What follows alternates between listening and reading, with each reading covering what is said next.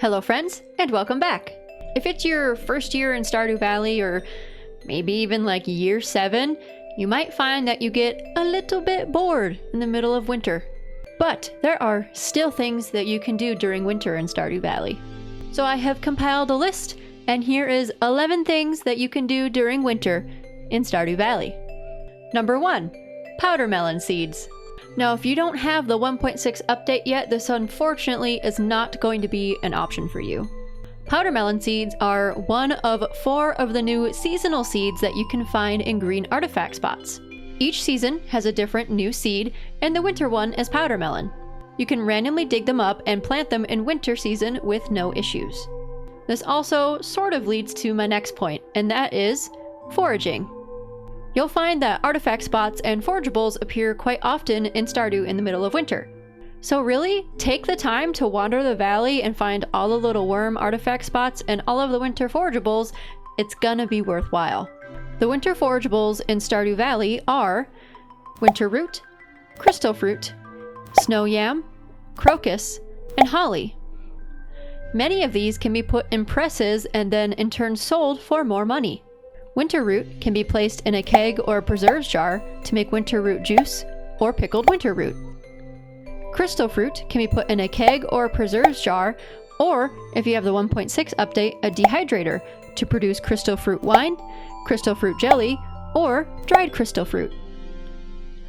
Snow yam can be placed in a keg or preserves jar to make snow yam juice or pickled snow yam. Crocus and holly cannot be placed in presses, however crocus is a loved gift for Sandy. Gathering forageables and using them in the presses is a really easy way to make some money in the winter without really having to do a whole lot of work. You can also craft winter seeds from the winter forageables. You can learn more about crafting seeds in my video, How to Craft Your Own Seeds in Stardew Valley. However, if you save one of each forageable of each season, you can craft specific seeds to that specific season to grow more forageables of the season. To craft winter seeds, you will need 1 crocus, 1 crystal fruit, 1 snow yam, and 1 winter root. You must also be at foraging level 7. This will then produce 10 winter seeds that you can plant and grow in winter. They will randomly produce whatever the winter forageables are. We talked about it briefly with Sandy, but something else you can do in the winter is visit the Calico Desert. You may or may not have this unlocked yet, but don't worry. If you are good with your money in Stardew, this may be relatively easy for you to unlock. To gain access to the desert, you must first get the bus fixed. This happens when you complete the Vault bundle for a total of 42,500 gold, or by purchasing the bus repair for 40,000 gold from the Joja Community Development Forum. This will depend on if you choose to either go the community center route or the Joja route. Once this is completed, the bus will be fixed and you can now go to the Calico Desert. In the Calico Desert, you can visit the Desert Trader and Sandy at the Desert Oasis. You can also access the Skull Caverns, which is another great thing you can do in winter in general is mining, which I'll get more into that a little bit later. There's also a few other secret things that you can accomplish in the desert. Number 4, mining. I find that winter is a great time to spend your time gathering more resources.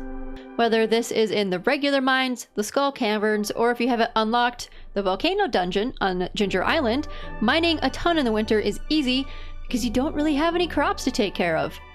And you can start gathering a ton of resources to craft more things for your farm, whether it be more fencing, more presses, pathways, coop and barn upgrades, or even other new farm buildings.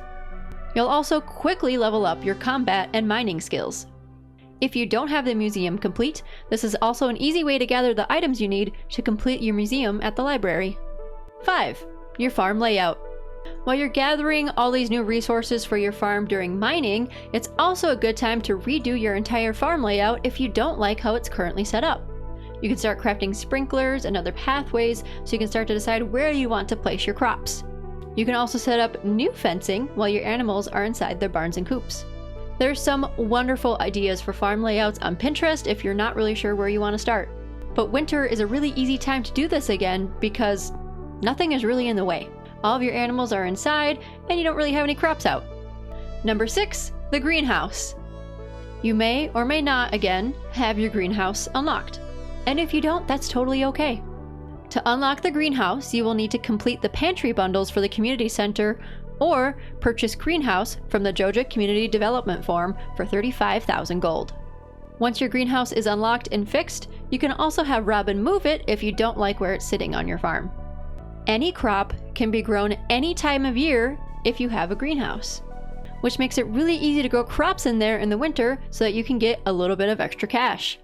I prefer to plant fruit trees and crops that continue to regrow in my greenhouse so that I don't have to replant new ones. I don't really have to worry about them, they just kind of keep growing.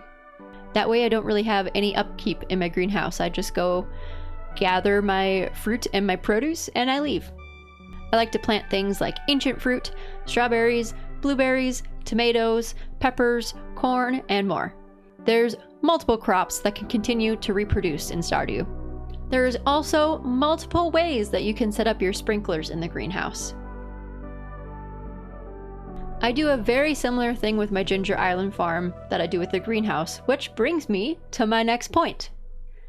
Number 7, Ginger Island. Ginger Island may also not be something you have unlocked yet, and that is, again, okay. Ginger Island can be unlocked after you complete the entire community center or all of the Joja Mart bundles and finish Willie's boat. You'll have to unlock a few things on Ginger Island, but eventually you will have a second home and a second farming area on Ginger Island. You can check out my video, What to Do When You've Unlocked Ginger Island, Tour of My Farm, for a more in-depth video on how I set up Ginger Island, but like I said, I personally do it very similar to what I do with my greenhouse. I set up sprinklers with crops that will continue to reproduce, and I just kind of go visit whenever I want. I definitely visit more in winter though. I also set up a ton of kegs so that I can make a bunch of wine, and I refer to my Ginger Island farm essentially as my winery. There's also tons of puzzles and things to unlock on Ginger Island, so if you're bored in the game in really any season, you can start completing some of those puzzles, and it's a good place to turn to if you're finding that you don't have much to do. Number 8, community board requests. Now, I am personally very bad at completing the help wanted and community board requests. I just never really go into town.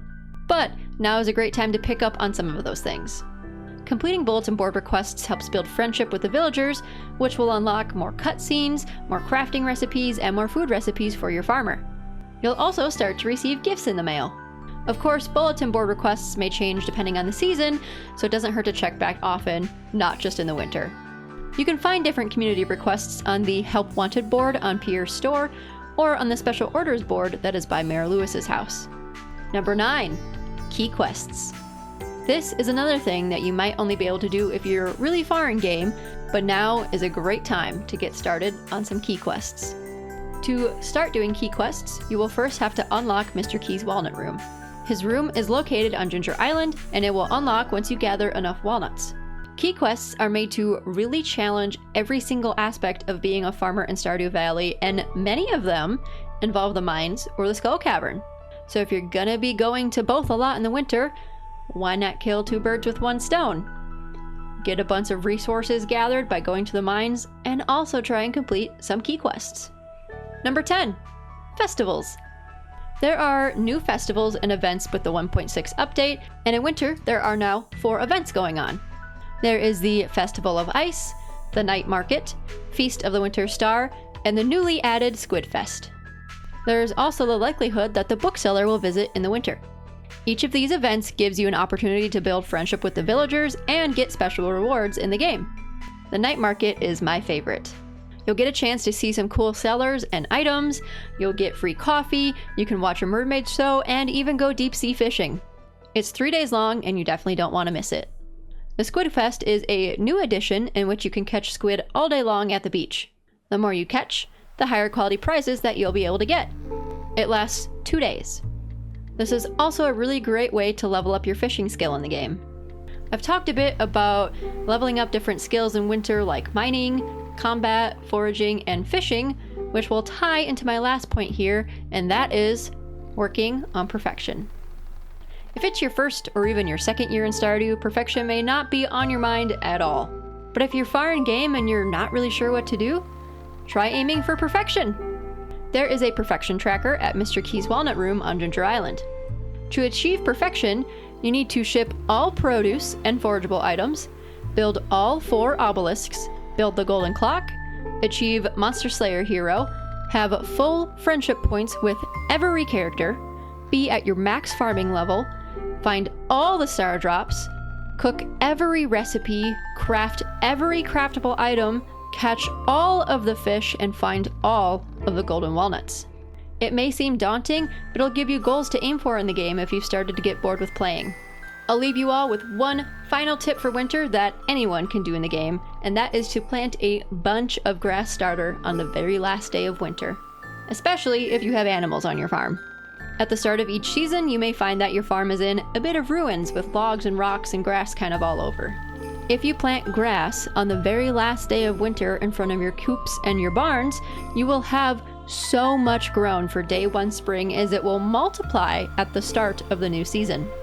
And then you can just let your animals out on day one of spring and they will happily munch away on all of the grass. But that's it. That's my list of 11 things that you can do in Stardew in the winter. If you found this video helpful, please be sure to like, comment, and subscribe. Keep up with me on all of my social media channels. I'm the Anime Athlete everywhere. TikTok, Instagram, Twitch, you name it. Don't miss a thing. Get behind the scenes content, early access to videos, and more on my Patreon. And come play Stardew Valley with me live on Twitch. Thank you all so much for watching. Have a good rest of your night.